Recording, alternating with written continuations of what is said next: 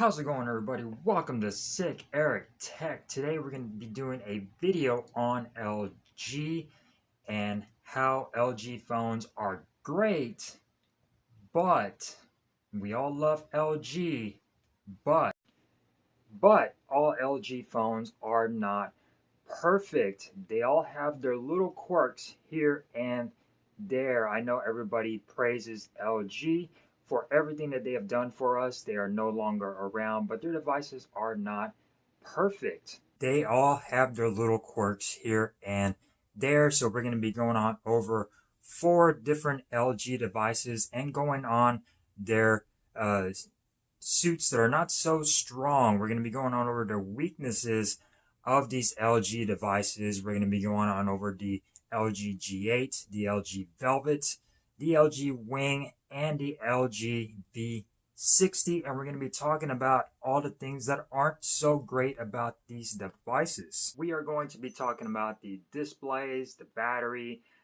some camera stuff. I'm not going to be showing too many camera samples, although you are seeing some video samples of the front-facing cameras taken on all of these videos in these little intro clip. And we're going to be talking about the little quirks that they all have, displays, and things like that, and showing you that LG is great and we do still love them. But come on, let's be realistic. Their phones aren't perfect. Neither is any other phone, but still, we love LG, and I'm just going to be going on over some of the things that are a little bit questionable on all of these devices. So thank you guys for watching. Subscribe while you're here. I'm Sick Eric, and this is Sick Eric Tech. These are the kind of videos I do. So let's get started on LG. We all love LG. They're great, but the big but. Let's go. How's it going, everybody? Welcome to Sick Eric Tech, and today we're going to be talking about all of these fantastic LG devices and how we love them. And LG is great and all, but they all have their little weak points on each and every one of them. None of these devices are perfect by any means. LG made some questionable choices on every single one of these devices, but that's not all bad. These are still fantastic devices. Don't get me wrong. I'm not bashing all of these.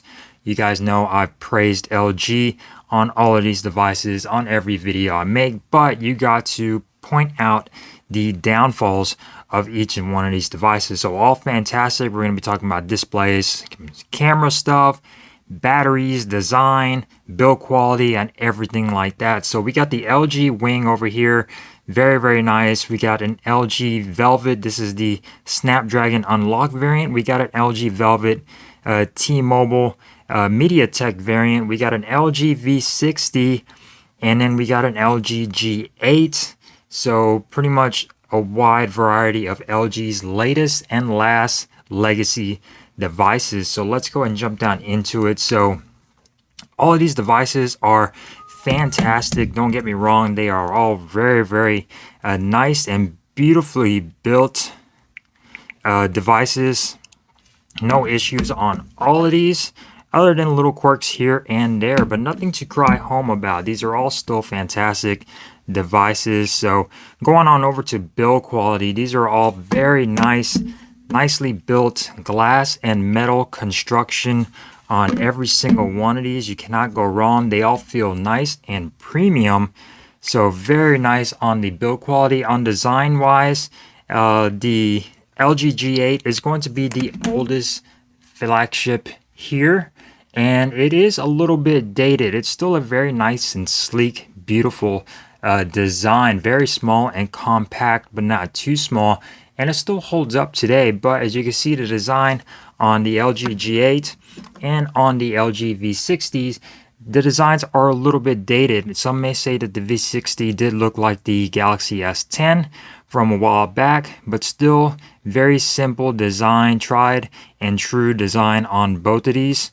And going on over to the Velvets, this is where LG decided to do a lot more with their design and give us a nice, fancier, elegant design with the LG Velvets with this water drop design. Still have glass backs, glass fronts, and your metal frames. The LG Wing definitely coming in a little bit more of a traditional look, But the kicker is you get this nice flippy display, which is very innovative on the LG Wing. So it's something that a lot of phones aren't doing or haven't done, is this whole flip display. And the LG Wing, still a glass and metal design, very heavy though. It's a very heavy and bulky phone. You can see a lot thicker than any other device, but still design wise they'll knock it out of the park with the design, whether it's classic like the V60 and the G8, or your new fancier elegant design like the Velvets, and your more traditional look over here with the LG Wing. Going on over to displays, so all of these have very fantastic displays as far as being pushing the mark and being very high quality displays. They're all great, but this is going to be a lot of buts on this video. They're all 1080p displays, okay? So they're all 1080p other than the LG G8 coming in at 1440p, but they are all only 60 hertz refresh rates, and they are only all 1080p, like I said, other than the LG G8. And this is about the time to where manufacturers are starting to do high refresh rates on all of their devices. They're all fantastic panels, don't get me wrong, they're all beautiful. A lot of my comparison videos, people prefer LG over any other device as far as their displays go. And the only thing I would say that are dated about these devices are the notches on these devices right here. They are pretty dated, and the bezels are pretty dated as well. Going on over to the LG Wing, you have no notch, which is pretty innovative and pretty nice, that the camera is a pop-up camera and you get full display on the Wing. Plus you also get that other display on the bottom here, which is absolutely fantastic, which allows for really nice multitasking. And like I said, the displays on all of these are fantastic, but they are not perfect. They're not high refresh rates, and they are not high quality, high resolution displays. So going on over to security, fingerprint sensors. All of these devices right here have in-display fingerprint sensors. As far as location goes, the LG Velvet is a little bit lower than I would prefer. So is the LG V60. But the Wing's in-display fingerprint sensor is in a better spot, which is a little bit higher up. And of course, the LG G8, the fingerprint sensor is on the rear. This is a much older device, so fingerprint sensors were on the rear back in the day. They do not have face unlock on all of these devices right here. The LG G8 is the only one that has face unlock, while all of these other devices do not. So that is definitely a huge bummer that LG did not include face unlock for pretty much most of their new phones, as far as the Wing, the Velvet, and the V60. The last device to have it was the LG G8. So fingerprint sensors, they're all optical in-display fingerprint sensors other than the G8, and they all work pretty well. They're pretty accurate. They're not the fastest in the world, but they're still better than say the Google Pixel 6 in-display fingerprint sensor. So that is a good thing, but no Face ID on all of these devices. Going on cameras, they all have really good cameras. Okay, everybody loves LG's cameras, but a lot of these do not have a telephoto lens, which means zooming in is all going to be digital, and it's not going to be the best quality in the world.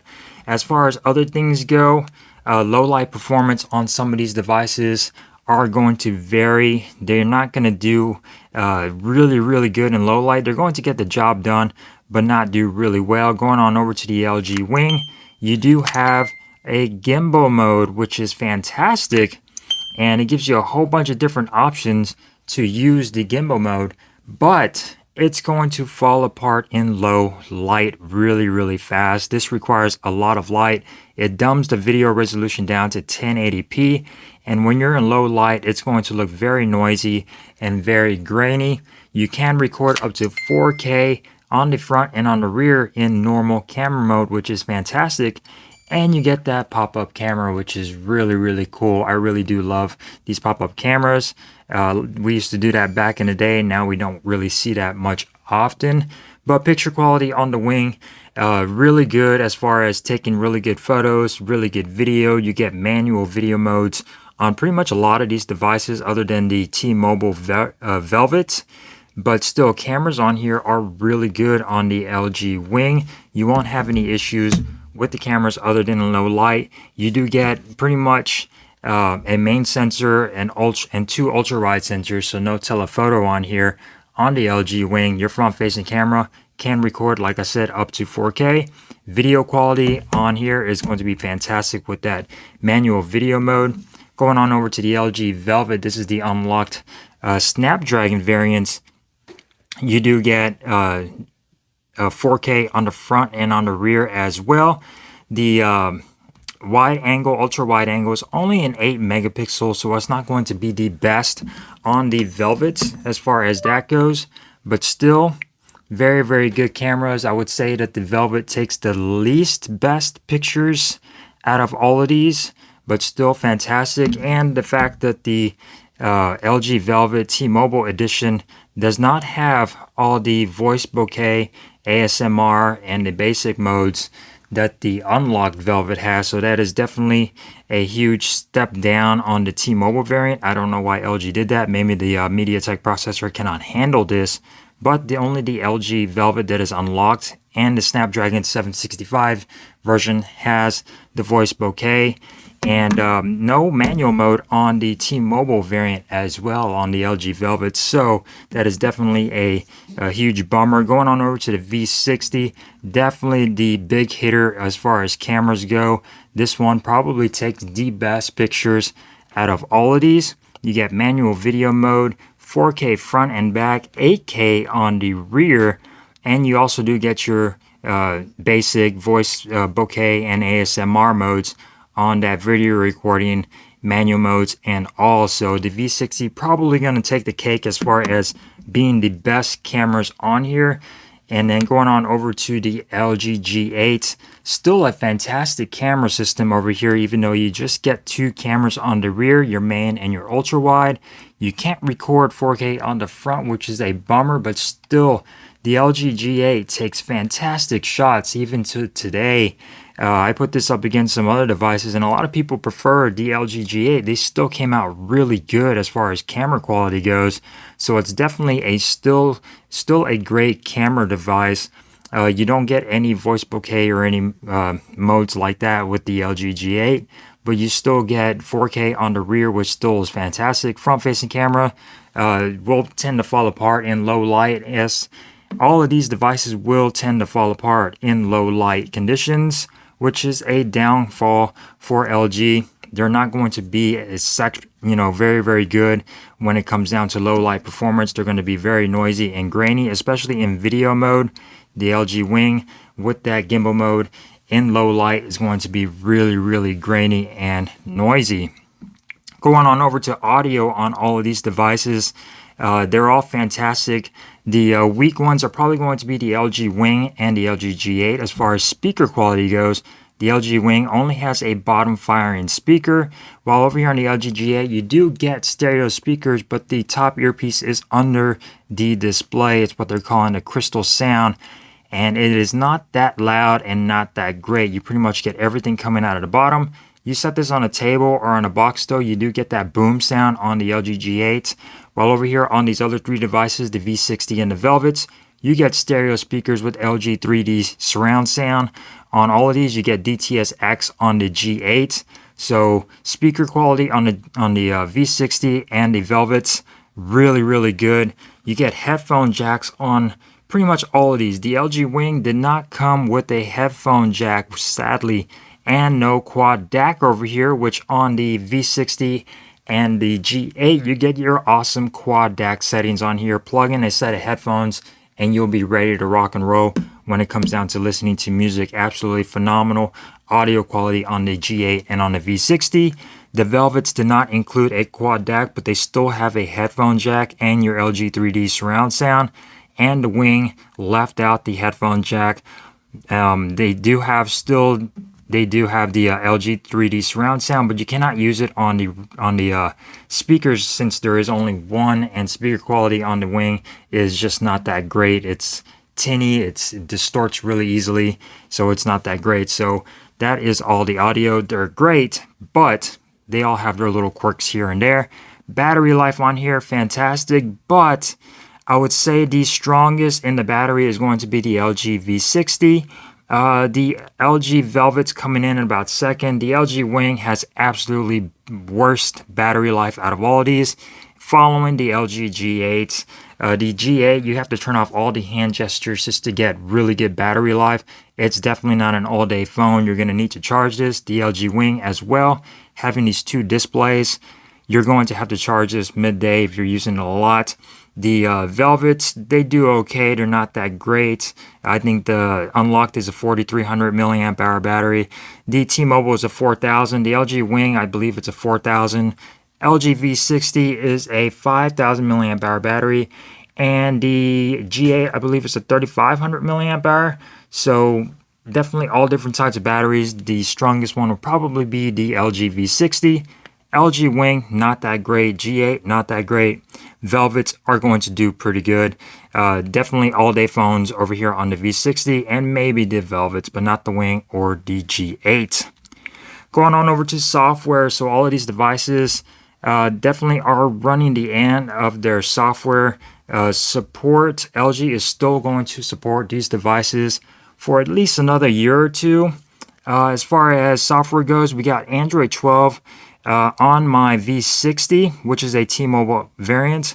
I do not have Android 12 on my T-Mobile Velvet and T-Mobile Wing just yet. We are on Android 11 with the June security patch. I believe the V60 is V60 is on a May 1st security patch, and the G8 is on a December security patch, Android 11. The Velvets are on June, still Android 11. Other than the Unlocked Velvet is on Android 12, has been recently updated, but not the T-Mobile variant of the Velvet or the Wing. And the LG V60 has Android 12. The G8 is stuck on Android 11 as well. So hopefully we get software updates for all of these, at least to bring them up to Android 12. And keep your finger crossed, hopefully Android 13. But if you're looking to buy these devices, they're all fantastic. But keep in mind that these are only going to be a year or two left as far as their life cycle goes. Still fantastic devices. If you're looking for a phone just to have, these are all going to be really nicely priced. You could get these used for all under $200, under $300 on all of these. So that's great.